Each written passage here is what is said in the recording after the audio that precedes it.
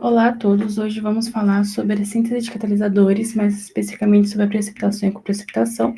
Nosso grupo é composto pela Ana Carolina, o Cauê Baltazar, o Otávio Henrique, o Vinícius Ferreira, a Gabriele Novaes e a Caroline Vanzella. Aqui é o nosso sumário, onde vamos falar sobre o objetivo, o método de síntese, as condições ideais para a síntese, os parâmetros de controle, os catalisadores e suas aplicações, a metodologia para a síntese e as características e aplicações do precipitado. O nosso objetivo principal é a obtenção de feitas de cobaltos não estruturados a partir da precipitação.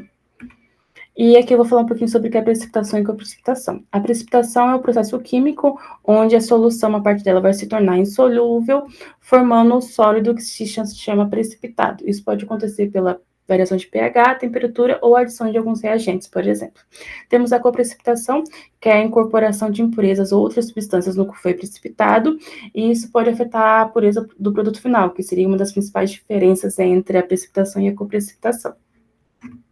Aqui temos o método de síntese, onde a gente começa pelo metal de interesse, pois a escolha desse metal vai influenciar diretamente nas propriedades finais do material. Depois temos a solução alcalina aquosa na precipitação, onde a gente normalmente se utiliza o NaOH para precipitar os metais na forma de hidróxidos.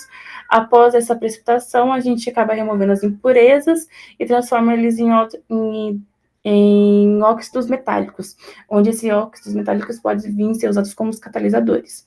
Depois a gente tem a precipitação em si, que seria uma técnica muito eficiente e econômica para separar e purificar os metais, onde ela pode ser induzida pelas variações dos parâmetros que vamos citar posteriormente. Após o processo de precipitação, a gente tem a filtração e a lavagem. A filtração seria para separar o precipitado do líquido em que ele foi formado, e a lavagem é para remover as impurezas que ficou ali no nosso material. Após isso, a gente tem a secagem, em que ela é feita para remover a umidade do precipitado e evitar, assim, aglomerações de partículas. Após isso, a moagem, que é para uniformizar o tamanho das partículas, e após isso o peneiramento, onde vai fazer a distribuição uniforme das nossas partículas. E por fim, temos a formação do precipitado, que seria a calcinação, onde esse processo ele vai depender da forma do precipitado que se deseja, podendo ser pó, fino, grânulos ou cristais. Falando das condições ideais para a síntese, o rendimento e a eficiência das reações químicas são altamente influenciados pelos parâmetros experimentais. Para otimizar as sínteses químicas, é essencial o controle de variáveis, como a agitação, que traz a homogeneização dos reagentes, aumentando a área de contato e tornando ele mais eficiente. Ela evita zonas de baixas concentrações, um exemplo é o agitador magnético, que traz uniformidade para a reação. As reações heterogêneas são influenciadas pela mistura. Catalisadores também precisam ser controlados, pois eles aceleram a reação sem serem consumidos e reduzem a energia de ativação. Ele altera a seletividade e o rendimento da síntese. Um exemplo de catalisador é o cloreto de ferro, na decomposição do peróxido de hidrogênio. A temperatura também precisa ser controlada, pois ela aumenta a velocidade da reação devido à energia cinética. Temperaturas altas podem degradar os reagentes, por isso o controle rigoroso é essencial. O pH também precisa ser controlado, pois ele afeta a estabilidade da reação e a atividade do catalisador. Em meio ácido, o peróxido de hidrogênio se decompõe de forma mais eficiente devido às fases ativas. O ácido sulfúrico é utilizado para estabilizar o meio reacional. O pH adequado evita reações colaterais. O tempo de reação é uma variável que precisa ser controlada também, pois ele monitora o tempo para uma conversão completa. Tempos curtos geram reações incompletas, tempos excessivos podem degradar o produto. Um exemplo de controle de tempo de reação são as alíquotas retiradas em tempos diferentes. Outra variável é a pureza dos reagentes. Impurezas podem inibir ou alterar a cinética, trazendo baixa qualidade e reduzindo a eficiência. O peróxido de hidrogênio contaminado tem decomposição irregular. O armazenamento adequado é muito importante, pois ele mantém a estabilidade. Concentrações de reagentes também precisam ser controladas, pois ela aumenta a taxa de reação. Essas variações podem alterar a ordem da reação. Concentrações inadequadas geram subprodutos indesejados. Um exemplo de concentração de reagentes é o peróxido de hidrogênio, diluído, que tem uma decomposição mais lenta, tornando assim a síntese mais lenta. Bom, falando um pouquinho agora sobre os parâmetros de controle, quando se quer obter um óxido, algumas condições específicas devem ser pontualmente seguidas a fim de que ocorra a síntese de forma eficiente. Então, primeiramente, a alcalinidade. Um alto pH favorece a formação do óxido. No quesito de temperatura, altas temperaturas também vão contribuir para a formação de um precipitado. A agitação aqui tem um papel muito importante porque ela vai promover a nucleação e a formação das partículas, e as características do precursor vão influenciar diretamente nas propriedades catalíticas do material, na sua morfologia e estrutura. Como eu disse, a agitação vai promover a nucleação, que é um processo físico-químico onde vai ocorrer a formação de corpos cristalinos a partir de uma solução supersaturada. Então, devido à agitação, as moléculas estarão em movimento desordenado e vão começar a fazer associações aleatórias, entrando em um equilíbrio dinâmico de formação e desintegração dos cristais desse soluto.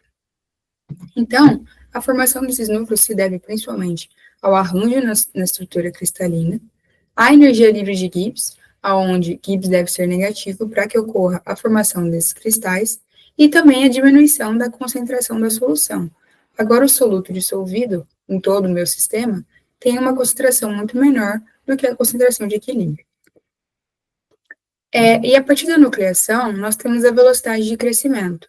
Aqui eu trouxe um gráfico para exemplificar a evolução da nucleação e da velocidade de crescimento em função da sobressaturação, que é, no caso, a solução do meu sistema. Quando a velocidade de crescimento for maior que a velocidade de nucleação, teremos partículas grandes sendo formadas.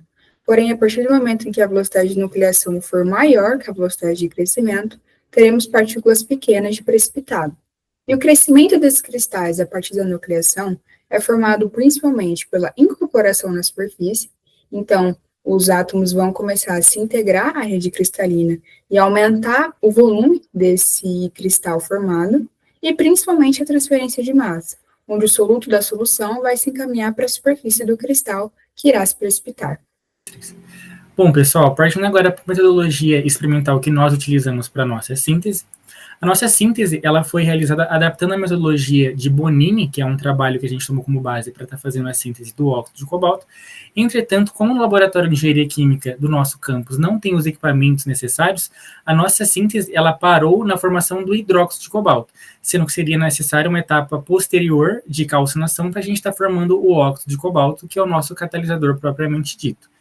Entretanto, mais posteriormente no nosso trabalho, a gente vai estar falando sobre o óxido de cobalto e suas aplicações como catalisador, apesar da nossa síntese ter parado na síntese do hidróxido de cobalto, que é um precursor para a sua síntese.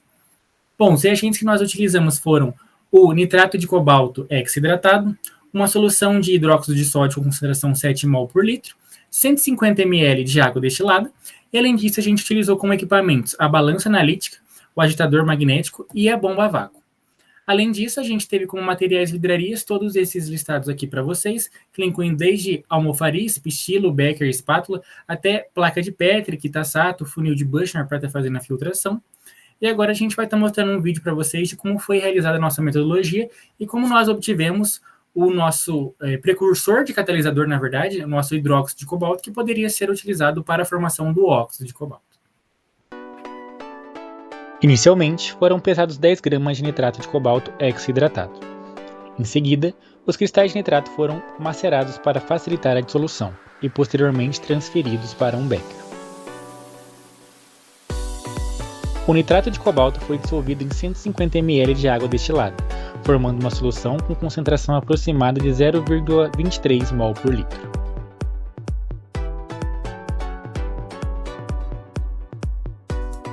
Utilizando um agitador magnético com aquecimento, a solução foi agitada e aquecida até atingir a temperatura de 45 graus Celsius. Lentamente, foram adicionados 7 ml de uma solução de hidróxido de sódio de concentração de 7 mol por litro. Esse reagente foi utilizado como agente precipitante. A velocidade de gotejamento foi mantida constante em aproximadamente 1 gota por segundo, enquanto o sistema permanecia em agitação e temperatura constantes em 45 graus Celsius. Após a adição do hidróxido de sódio, O sistema foi mantido em agitação constante por 19 horas, com o controle de temperatura desligado. Passadas as 19 horas de síntese, o hidróxido de cobalto foi formado, seguindo a estequiometria da seguinte reação.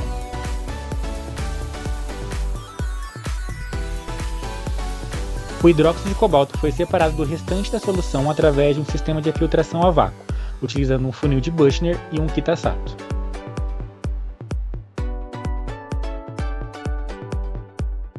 Após isso, o precipitado foi transferido para uma placa de Petri e submetido a um processo de secagem por 72 horas em uma estufa a temperatura de 105 graus Celsius, a fim de reduzir o teor de água junto ao hidróxido de cobalto.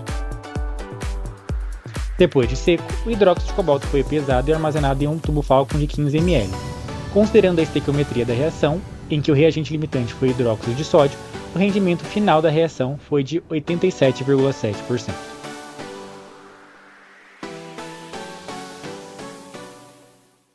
Bom, agora eu vou estar falando um pouco sobre as características do catalisador do óxido de cobalto. Bom, primeiramente eu queria destacar a sua estrutura cristalina cúbica, que traz uma ótima resistência a altas temperaturas, o que é muito importante dentro da indústria, né? Ele possui também uma superfície ativa e as alterações no estado de oxidação traz a ele uma boa versatilidade, o que torna ele versátil e muito usado por conta disso. Ele possui propriedades magnéticas, boa área superficial também, e ele é bem seletivo.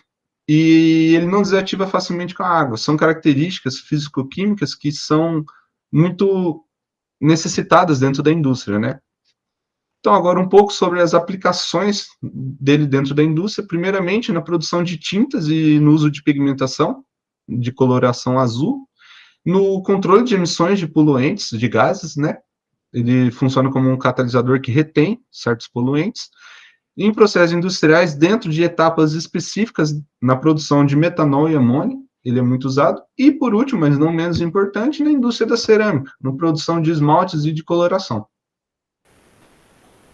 Agora, irei falar a respeito sobre os principais catalisadores sintetizados pelos métodos trabalhados e suas aplicações.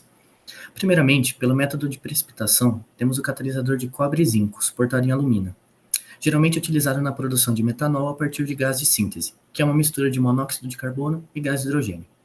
Esse catalisador é conhecido pela alta dispersão de metais, boa estabilidade térmica e elevada atividade catalítica. Outro catalisador sintetizado pelo método de precipitação é o catalisador de ferro-cromo, onde o cromo atua como promotor para aumentar a atividade catalítica do ferro, além de aumentar sua seletividade e estabilidade. É geralmente utilizado na desidrogenação do etilbenzeno para estireno, utilizado na fabricação de plásticos como o poliestireno. É caracterizado pela sua alta resistência e boa seletividade para o estireno. Ainda sobre o método de precipitação, o catalisador de níquel suportado em alumina é geralmente utilizado na reforma a vapor do metano para a produção de hidrogênio, caracterizado pela ótima estabilidade térmica, resistência à sinterização e alta atividade catalítica. Agora, a respeito do método de coprecipitação, temos como exemplo o catalisador de cobre óxido de zinco, suportado em alumina, geralmente aplicado na síntese de metanol a partir de gás de síntese. É caracterizado pela alta dispersão dos metais ativos, elevada estabilidade térmica e excelente seletividade para o metanol. A principal diferença entre ele e o catalisador de cobre-zinco é que o cobre óxido de zinco tende a ter maior estabilidade e resistência à sinterização, devido ao estado de óxido do zinco, o que deve proporcionar maior vida útil para o catalisador, especialmente em condições de alta temperatura. Outro exemplo de catalisador sintetizado pela coprecipitação é o catalisador de ferro, cobre e potássio, utilizado para a síntese Fischer-Tropsch, que converte gás de síntese em hidrocarbonetos líquidos, conhecido pela alta atividade catalítica e boa seletividade para combustíveis sintéticos. Também obtido pelo método de coprecipitação, temos o catalisador de óxido de sério-zircônio, que é usado em conversores catalíticos automotivos, auxiliando na oxidação de CO, óxido de nitrogênio e hidrocarbonetos. Seu uso é vantajoso pela capacidade redox ajustável, que facilita a oxidação e redução de poluentes, alta estabilidade térmica e resistência à sinterização. Essas foram as referências que utilizamos para montar a nossa apresentação. Agradecemos a todos pela atenção e caso tenha restado alguma dúvida, convido vocês a escanearem esse QR Code que irá encaminhá-los ao LinkedIn do Vinícius. E lá poderão deixar seu questionamento e tentaremos responder o quanto antes e da melhor forma possível. Obrigado.